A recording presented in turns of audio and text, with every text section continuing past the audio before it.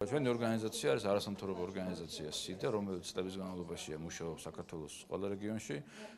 სხვადასხვა მიმართულებით, ერთ-ერთი მიმართულება ეს არის ადვოკატირება, ადგილობრივი თვითმმართველობის გაძლიერება.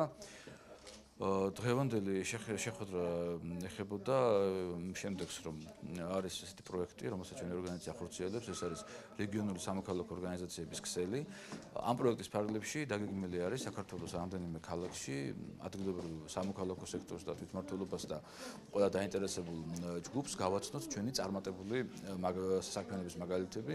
ერთ-ერთი წარმატებული საქმიანობის მაგალითი ეს გახლავთ ქალაქ 2 წლის წინ ახორციელებული პროექტი სამოქალაქო ადვოკატირების ინიციატივა, რომელიც ფოთშიც მიდიოდა საკმაოდ წარმატებით და გვინდოდა რომ ეს პროექტის შესახებ ინფორმაცია გაგვეცელებია ქალაქ ფოთში.